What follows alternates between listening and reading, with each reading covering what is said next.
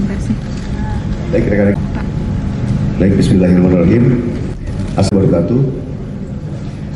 Sahabat sekalian, Om Swastiastu, salam kebajikan.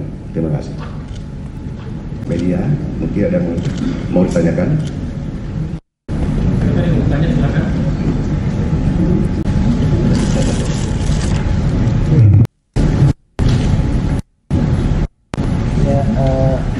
Bagaimana Polda tersangkaan ini tidak akan mengalami kasus yang sudah tersangka tapi SP3.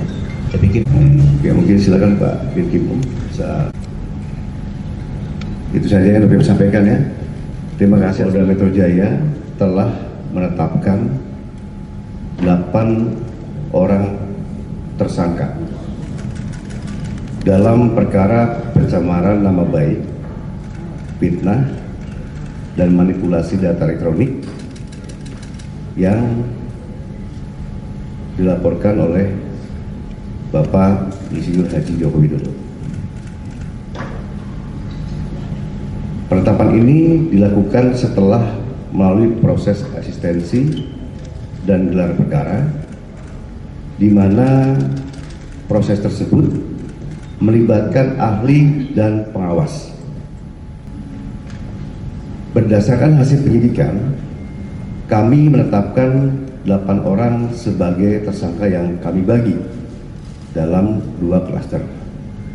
Antara lain, 5 tersangka dari klaster pertama yang terdiri atas nama ES, KTR, MRF, RE, dan DHL.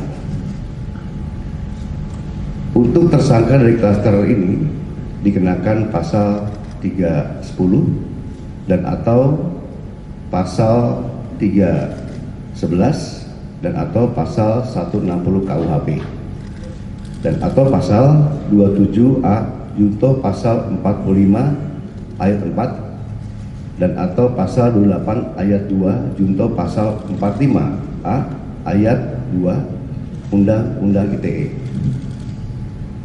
Untuk klaster kedua, ada 3 orang yang akan ditetapkan sebagai tersangka, antara lain atas nama RS, RHS, dan TT.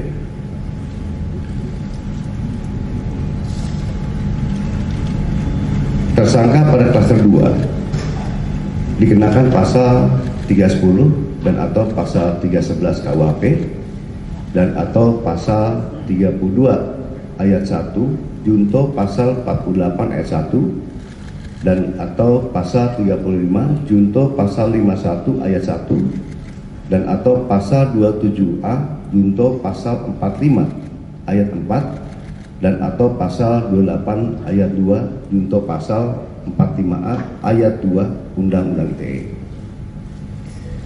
Rekan-rekan media yang saya banggakan, dalam prosesnya penyidik telah memeriksa 130 saksi dan 22 ahli dari berbagai bidang.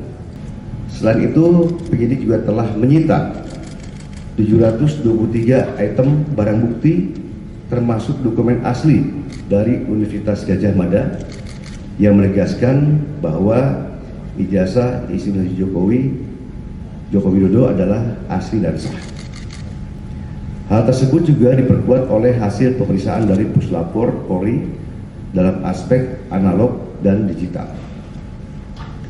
Berdasarkan temuan tersebut, penyidik menyimpulkan bahwa para tersangka telah menyebarkan tuduhan palsu dan melakukan edit serta manipulasi digital terhadap dokumen ijazah dengan metode analisis yang tidak ilmiah dan menyesatkan publik. Selanjutnya, penyidik akan berkoordinasi dengan Kejaksaan Tinggi DKI Jakarta untuk proses hukum lebih lanjut. Pada kesempatan ini, kami tegaskan bahwa penanganan perkara yang kami lakukan murni proses penegakan hukum.